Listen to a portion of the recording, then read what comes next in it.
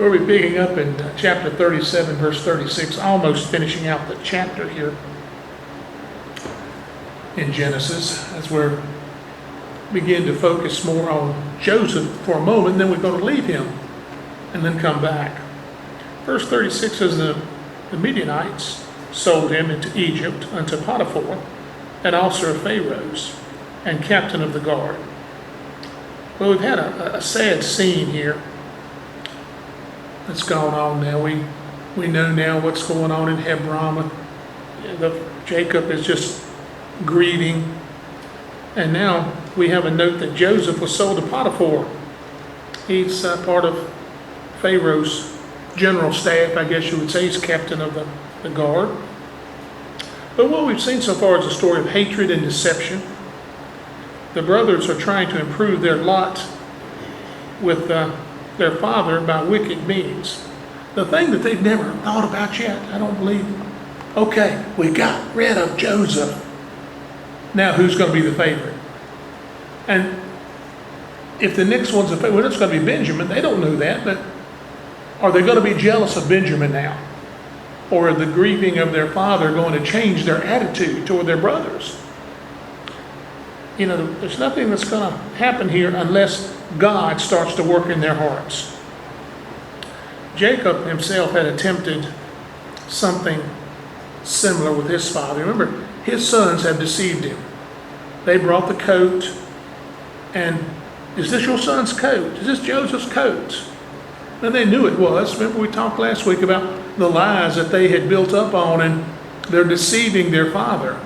Well, Jacob deceived his father.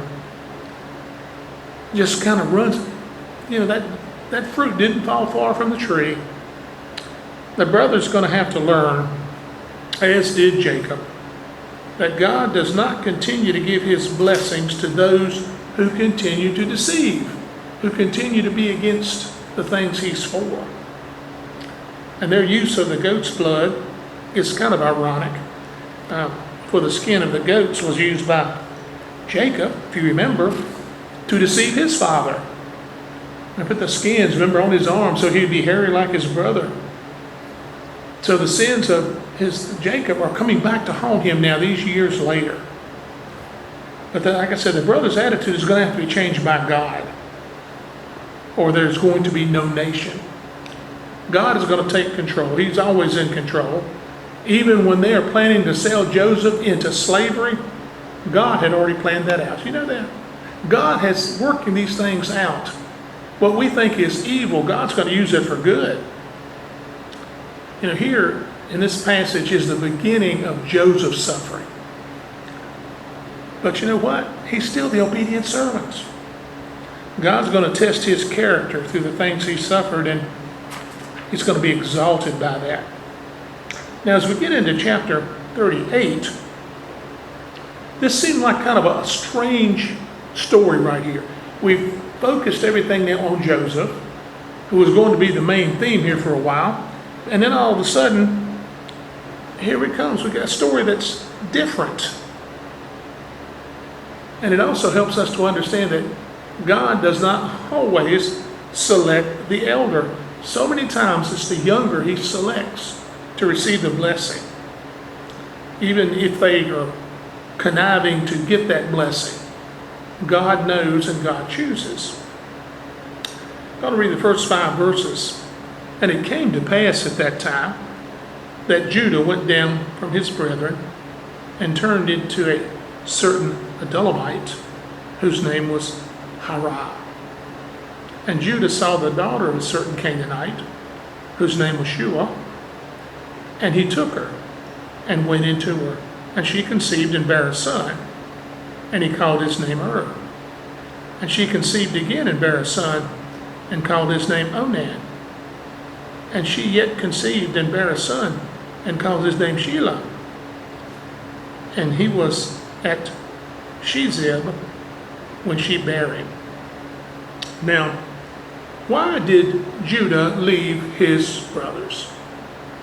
He could not take the grieving of his father. I think that's the reason. There's a lot of pain and a lot of guilt. Remember, it was Judah who suggested let's sell him to the Ishmaelites there. Judah's got a lot of weight on him. He feels this. And I think every time he looks at his father, oh, the pain is there. And it becomes real again to him. And all of a sudden, I've got to get away.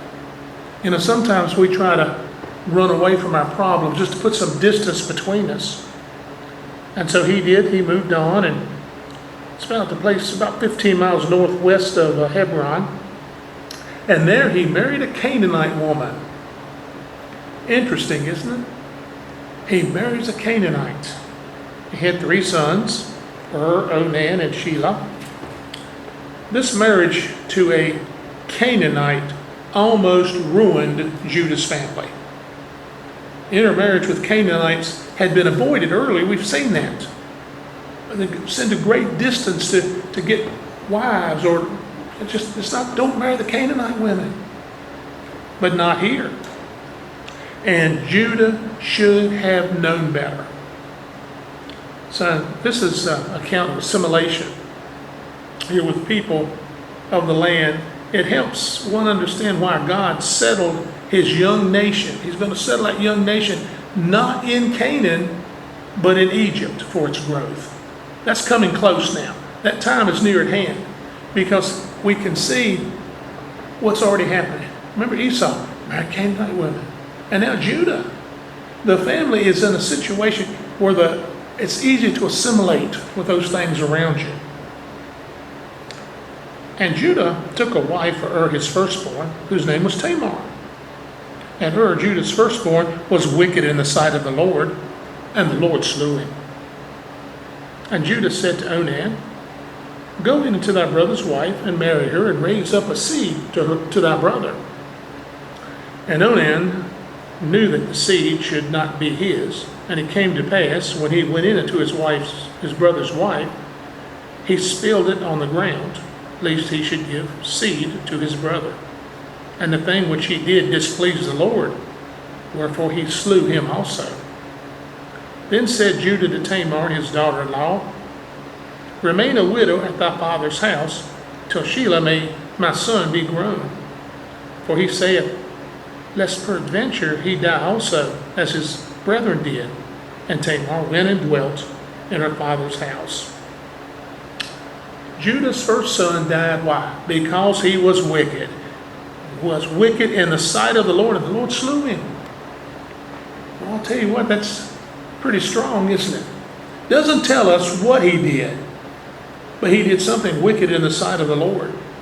Now, we know the custom of the custom there where the brother would marry his brother's widow and bring up a child for his brother. And so the second son, Onan, was to marry Tamar and raise up an offspring to his brother.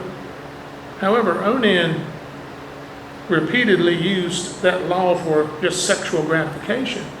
He did not want to have children with her. He took advantage of the situation but refused this responsibility that went with it. This displeased the Lord, and the Lord took his life. There in verse 10. So in view of the situation, Judah says, you know what, Tamar, you go live with your father for a while. Let's let my younger son grow up and mature a little bit, and then we'll take the situation in hand. You know, he's afraid. That's what happens. He's afraid that his third son is going to die too. Shelah was not grown up yet, and even later when he was, Judah's still going to refuse to honor it. Verse 12 says, and in the process of time, the daughter of Shua, Judah's wife, died, and Judah was comforted, and went up with his sheep shearers to Timnath, he and his friend Haor, the Adullamite. And it was told to Tamar, saying, behold, thy father-in-law goeth up into Tamath to shear his sheep.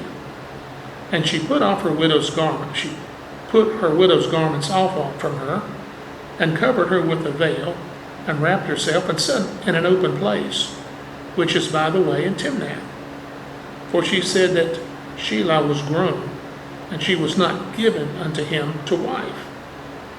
And when Judah saw her, he thought she to be a harlot. because she had covered her face. And he turned unto her by the way and said, Go to, I pray thee, let me come in unto thee. For he knew not that it was his daughter-in-law. And she said, What wilt thou give me, that thou mayest come in unto me? And he said, I will send thee a kid from the flock. And she said, Wilt thou give me a pledge till thou send it? And he said, What pledge shall I give thee? And she said, Thy signet, and thy bracelet, and thy staff that is in thy hand. And he gave it her. And he came in unto her, and she conceived by him. And she arose and went away, and laid by her veil from her, and put on the garments of her widowhood. And Judah sent the kid by the hand of his friend the Adullamite to receive his pledge from the woman's hand, but he found her not. Then he asked the men of the place, saying, Where is the harlot that openly by the wayside? And they said, There was no harlot in this place.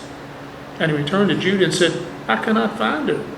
And also the men of the place said that there was no harlot in this place. And Judah said, Let her take it to her, lest we be shamed. Behold, I sent this kid, and thou hast not found her. The family's future is in danger. We see a lot of things happening here. Judah's wife dies. He has not had a very pleasant time since he left.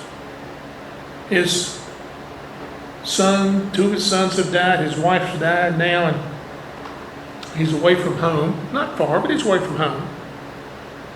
And he doesn't, he's trying to get by.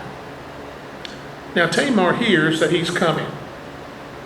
And she's going to take matters in her own hands if she is not granted the third son to marry. Later this system is incorporated into the Mosaic law for the sole purpose of preserving the name of the deceased, over in Deuteronomy chapter 25. When the time seemed right, she knew what she heard, that he was going to come sheep shearing, and she begins to, here we go again, there's some deception here, some deceiving going on. She lures her father-in-law in. She's taken off her widow's garments, and she is dressed like a harlot, like a prostitute. And she lures Judah into an immoral union. He thinks that she's a temple prostitute, and he's just going to go on and have a good old time. That's what he's thinking now. When the time seemed right, she's luring him in. Now, what will you give me, she asked. I'll send you one of the kids from my flock. Well, in other words, what she's saying, I'm not going to take credit. You have to give me a pledge that I will get that kid. What do you give me? Well, she's pretty specific, isn't she? She said, I want your signet, seal. I want the cord around your neck, and I want the staff in your hand. She's asking for quite a bit. And I guess Judah thinks, well, she just wants to make sure that I will indeed send what I promised. And so they go through it, and she goes back, puts on her widow's clothes, and he sends his friend into town. Nobody's seen or heard of a harlot in that town. Judah is trying to, in his own way, keep his end of the bargain. He's sending the kid there, but she's nowhere to be found. Again, we see that Jacob's family experiences deception, this time by his Canaanite daughter-in-law. We have what I call a domino effect here. It just keeps happening to this family. They're going to have to learn. And it came to pass, about 3 months after, that it was told Judah, saying, Tamar, thy daughter-in-law, hath played the harlot, and also, behold, she is with child by whoredom. And Judah said, Bring her forth, and let her be burnt. And when she was brought forth, she sent to her father-in-law, saying, By the man whose these are, am I with child? And she said, Discern, I pray thee, whose are these? the signet, the bracelet, and the staff. And Judah acknowledged them and said, she hath been more righteous than I, because I gave her not to Shelah my son. And he knew her again no more. Did you notice how quickly the judgment came? Hey, Judah, your daughter-in-law is with child. She's played the whore. What did she say? Bring her to me, so she can be burnt. You notice he didn't ask any explanation. He said she's guilty. But he was guilty. Why is it that she was a harlot, but he wasn't? He's innocent as a newborn babe. Isn't that amazing how they look at things? He wants her destroyed. Judah lacked integrity here. He's a hypocrite, isn't he? At this point, he has sinned the same sin that you're accusing her of, but he wants her dead. It's a death sentence as far as he's concerned. When she was reported 3 months pregnant, he condemned her to death as a prostitute. Then she comes. Oh my. I'll let you decide, Judah, who the guilty party is. And she presents him with his personal property. Oh my. Judah has no choice now. Her action was desperate and it was risky, but Tamar had won the right to be the mother of Judah's children, although it was a deceitful way. And Judah was forced to understand the fact that he's as guilty as she was. That's a hard thing for us, isn't it? To admit our guilt. We just don't want to do it. Verse 27 says, and it came to pass in the time of her travail that behold, twins were in her womb. And it came to pass when she travailed that the one put out his hand, and the midwife took and bound upon his hand a scarlet thread, saying, this cometh out first. And it came to pass as he drew back his hand that, behold, his brother came out. And she said, how hath thou broken forth? This breach is upon thee. Therefore, his name is called Phaez.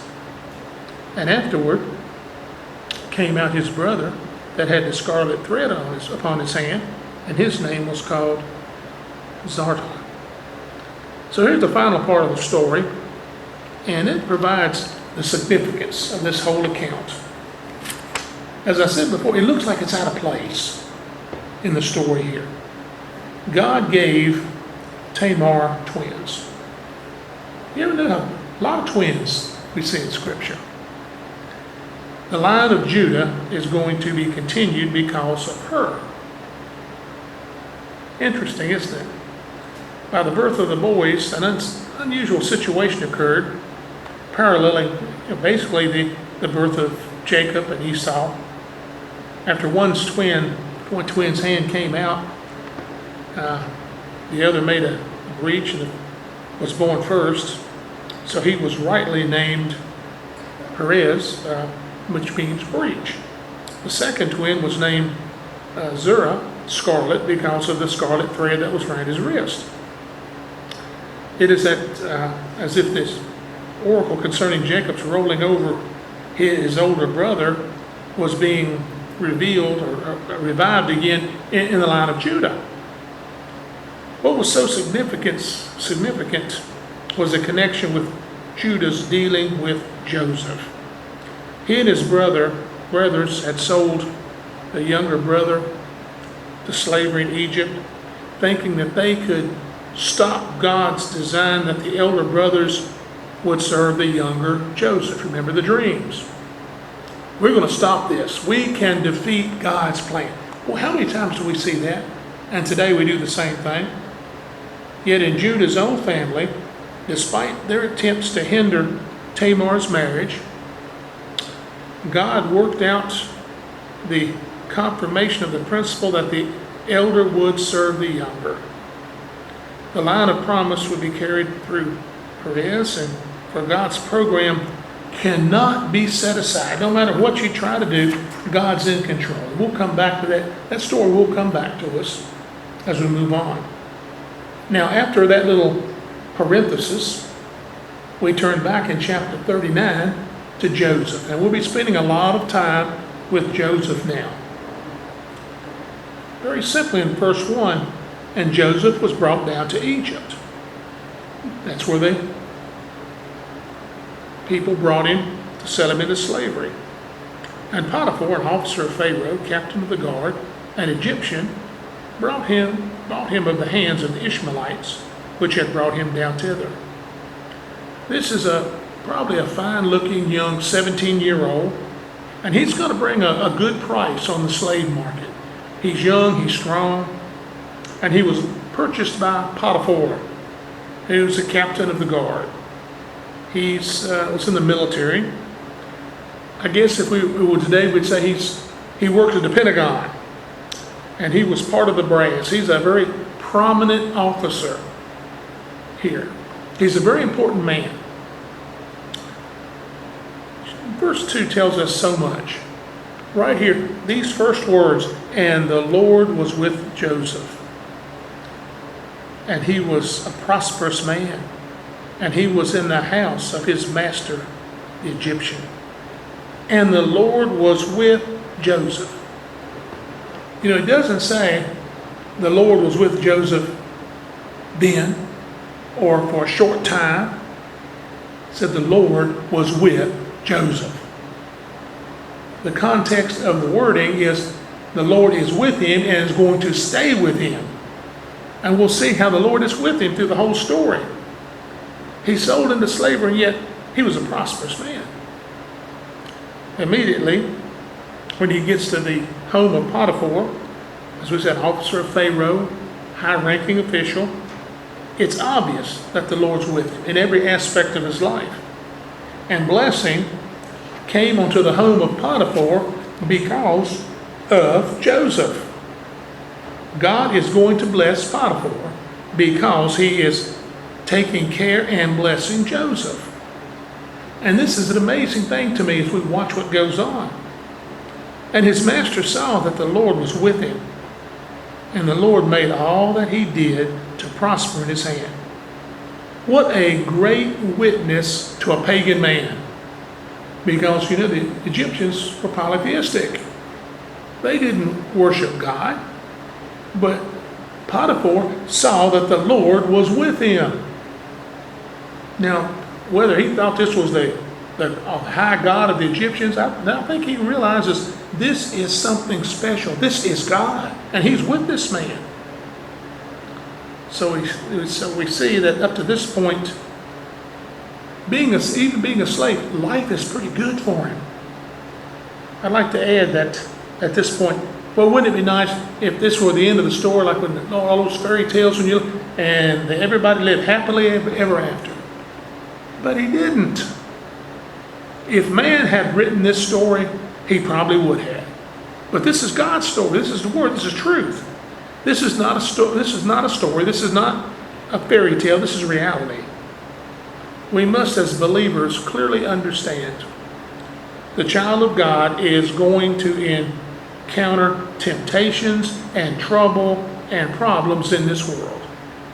There's no way to avoid it. And this is what is going to happen to Joseph. And Joseph found grace in his sight, and he served him, and he made him overseer over his house, and all that he had he put into his hand. I want you to think about that for a second. 17-year-old boy, sold into slavery, bought by this man. All of a sudden, in a short period of time, he is the overseer there. He's basically running the show because of the way Joseph has served him. Always following God. He's elevated to a very high position, handling all the material substance and possessions and probably even the real estate of Potiphar. Potiphar was trusting Joseph with everything. You know, it's hard to find anybody you can trust with everything, and he trusts him. What a witness Joseph must have been to this man. He has seen something in Joseph he hasn't seen in anyone else in Egypt. And it came to pass, from the time that he had made him overseer in the house, and over all that he had, that the Lord blessed the Egyptian's house for Joseph's sake, and the blessing of the Lord was upon all that he had in the house and in the field. And he left all that he had in Joseph's hands, and he knew not aught he had, save the bread which he did eat. And Joseph was a godly person and well favored. Potiphar trusted Joseph so much, he never even demanded an accounting. He didn't even have a CPA to come in and check the books. He just trusted him. The only thing he knew that I have plenty and I've got something to eat. Joseph's taking care of everything else. Boy, that's the kind of fellow you want, isn't it? He believed in the integrity of this young man. The only thing Potiphar worried about as an officer of Pharaoh was that he should please Pharaoh. He wanted to do a good job for the king. That's what he wanted. That's his position. So he said, Joseph, you take care of everything else. You take care of all the personal affairs. And he was doing it. I love this last part. Joseph was a godly person. And we see that everything was, I can only imagine how this blessing was multiplying Potiphar's wealth, his crops, his herds, whatever, everything was multiplying. That's all that he was interested in, though, from this young man. Food on the table. As long as I have my meal, I know you'll take care of everything else. That's pretty good. That's kind of like at my house. Then I don't know how much money we have in the bank. She takes care of everything. I get up one morning, she's gone, then I worry about it, but she's not going anywhere. I trust her. And that's what he has here. Might be different if we had flocks and herds and fields to plow, but anyway. Verse 7 says, And it came to pass after these things, that his master's wife cast her eyes upon Joseph, and she said, Lie with me. Well, Potiphar probably was gone from the home a great deal with his position. That's why Joseph was running the household, in charge of everything. When you're a high-ranking official, you're going to spend a lot of time in Pharaoh's presence or with other high-ranking officials. And while he's busy, Joseph was busy. And Potiphar's wife also seems to be busy. She's busy scheming. Joseph evidently was a handsome fellow. And it may be that Potiphar was an old man, because that was generally the custom, that an old fellow would marry a younger woman, young wife. And this woman sees a young, strong Joseph, and she's trying to entice him. It tells me she was a pagan from head to toe. Otherwise, she would not have thought about such a scheme. There's lust. Lust is a common problem that's going to lead to a serious trouble. When I said she's scheming, she's really not scheming too much. You see, here's the story. She sees him, she likes him, and she did, Joseph, lie with me. That's pretty blatant. You know, Galatians says, This I say then, walk in the Spirit, and ye shall not fulfill the lust of the flesh. But this woman is a pagan, and she's more concerned about the fleshly, the worldly, than anything else. But we see who this young man really is. Verse 8, But he refused, and said unto his master's wife, Behold, my master wanteth not what is with me in the house, and he hath committed all that he hath to my hand. There is none greater in the house than I, neither hath he kept back anything from me but thee, because thou art his wife. How then can I do this great wickedness and sin against God? This is a very mature young man, and he trusts God without a doubt. This young man is serving God. That's his main concern. That's number one. If you watch his life, he's serving God, then he's serving Potiphar. He's got his priorities straight. When he came down to Egypt, it was a land filled with idolatry, just like his ancestors are going to find, his children's children are going to find in Babylon. In a land of idolatry, Joseph maintained a testimony for God, for a living God, and he kept a high moral standard. You never see, there's not a sin that is committed in Scripture to Joseph. He sinned, for sure, but there's nothing attributed to him. We do see a pride issue. The Lord's working on that. A patience issue that the Lord's working through, but no sin is directly attributed to him. So when this woman enticed him, he basically says, my master has turned everything over to me. Everything in the house, in the fields, except you. You're his wife. That's a high viewpoint that Joseph has on marriage. You are his wife. You are to be faithful to him. I'm not going to do this. So God gave marriage to all mankind. When a person begins to despise his marriage vows, he begins to despise God. It's been interesting to note that so many people who get divorced because one or the other is unfaithful, they begin to move farther and farther away from God. It happens over and over again. You break one vow, it's easier to break another vow. But Joseph is attempting to be true to God. He has a very high viewpoint, a very high standard. Yet look at what is going to come to pass because he attempts to serve and live for a living and true God. And it came to pass, as she spake to Joseph day by day, that he hearkened not unto her to lie with her or to be with her. As I said, Potiphar must have been gone quite a bit. Maybe he was away from home far too much. This woman didn't tempt Joseph only one time, but again and again, and you see that day by day, every day. How many young men could withstand that?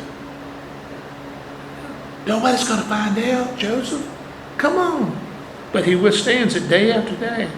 She wouldn't let up. She is consumed by lust. It was a constant temptation on Joseph. And he didn't yield. He stood firm. Can you imagine that there begins to really begin a boiling resentment against Joseph? She is trying, and he just keeps, no. You're all familiar with that old saying, hell hath no fury like a woman scorned. Well, believe me, we're going to see that she's going to take her revenge on Joseph. And it came to pass about this time that Joseph went into the house to do his business, and there was none of the men of the house there within. And she caught him by his garment, saying, lie with me. And he left his garment in her hand and fled and got him out. And it came to pass, when she saw that he had left the garment in her hand and was fled forth, that she called unto the men of the house and spake unto them, saying, see, he hath brought in a Hebrew and to mock us. And he came in to lie with me, and I cried with a loud voice. Well, we know a lot about the wife now. She is not the kind of person that I would want to trust my stuff to. I would not want to turn my back on her. I think it's rather obvious that things weren't going too well between husband and wife. Notice she speaks of him in kind of a degrading way. See what he did? He brought that Hebrew in here. He put him on top of everything, put him in charge of everything, and look what he did. She's putting down her husband. Kind of reminds me of Eve. The serpent. Yeah. Or Adam. The woman that you gave me. Let's blame somebody else. She wants to blame her husband. See, he had brought that Hebrew into us to mock us. He came in unto me to lie with me. She's been trying for we don't know how long. He's not going to do it. She's making an excuse. place the blame on someone else and attempt to clear your own conscience. In other words, I think this wife had probably been guilty of adultery before.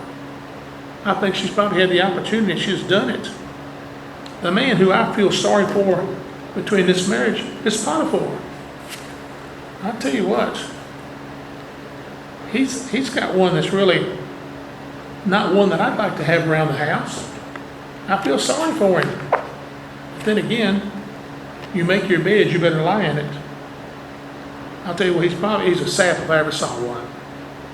Perhaps he suspected something all along. Maybe he knew. She's beginning now to cover up her tracks. And it came to pass, when he heard that I lifted up my voice and cried, that he left his garment with me and fled and got him out. And she laid upon his garment by her until his Lord came home.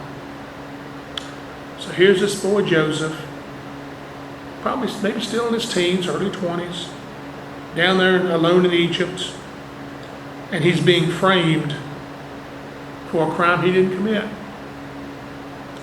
She's accusing him now. She brings the charge against him to the other men. She calls those other men in and see what he did. Here, my husband away from home. And so she had all this story built up to tell him when she came home. And what she's doing talking to these men, she's convincing them. They're not going to say, well, your wife, she's lying. No, they're afraid of her. That whatever she tells them, they're going to repeat it. So she thinks she has an airtight case against Joseph. And she spake unto him according to these words, saying, the Hebrew servant, which thou hast brought unto us, came in unto me to mock. And it came to pass, as I lifted up my voice and cried, that he left his garment with me and fled out. And it came to pass, when his master heard the words of his wife, which he spake unto him, saying, after this manner did thy servant to me, that his wrath was kindled. On the surface, it kind of, to me, seems like Potiphar believes her story. At least it made him angry for a moment. He's an officer in Pharaoh's army, and he must have been a pretty sharp fellow. You don't get to that position unless you're pretty sharp. He certainly is not a stupid man or a stupid husband.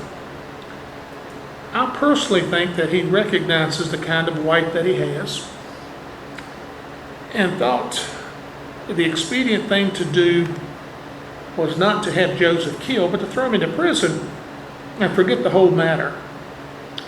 He too is covering up. For him, of course, God's in control, but Potiphar's thinking, I can't let this thing get out of hand. I can't let everybody around know that the servant that I trusted so much and my wife or our thing, I can't have that. And so, like I said, I feel like she was probably unfaithful to him more than once. So he has to do something now. So Joseph, who was framed, is going to prison. In other words, the wife said, I'll show you who's in control. I'm the boss's wife. You know, sometimes the hardest person to deal with is the boss's wife. As Dan and I have seen that this last week or so. A member of the family's having trouble at work with the boss's wife. The boss is fine. The wife is something else. We see it right here. And Joseph's master took him and put him into prison, a place where the king's prisoners were bound. And he was there in the prison. The world would probably say that this boy is certainly having bad luck, isn't he? But there's no such thing as bad luck. There's no such thing as good luck. People, you're not lucky. God's in control. And in this case, God's still in charge. Everything is working out perfectly in God's plan. Back at home, he was the favorite of his father. He was wearing that multicolored coat. The next thing he knew, his brothers had ripped that coat off of him and put him down into a pit. He hears them dickering with some tradesmen, and then he's sold and off he goes to Egypt. He was only 17 years old. And I think on the way down and after he got there, he spent many, many nights probably in tears. I'm sure he did. I'm sure he was homesick and frightened. Now, he's got a new problem. He had that new position. He was that high position, and now he's in prison. Potiphar's wife had accused him of committing a terrible sin. His high moral standard prevented him from committing adultery, and, well, she frames him. The poor boy didn't stand a chance, but remember, God's in control. He's in this position, even though he was the head of Potiphar's house, he's still a slave. Potiphar's wife would be like Caesar's wife. You just wouldn't dare say anything about her. You can't do that. Obviously, her word's going to be accepted. So Joseph we have to feel sorry for him, poor Joseph. He doesn't need to open his mouth. There's no use putting up a defense. He's declared guilty before he can make a defense at all. The plan was already made. He immediately finds himself put in prison, the prison where prisoners of Pharaoh were placed. Once again, he finds himself in a pretty bad position. And he's going to have to stay in that position until next Wednesday because it's 7:30. Sorry, Joseph.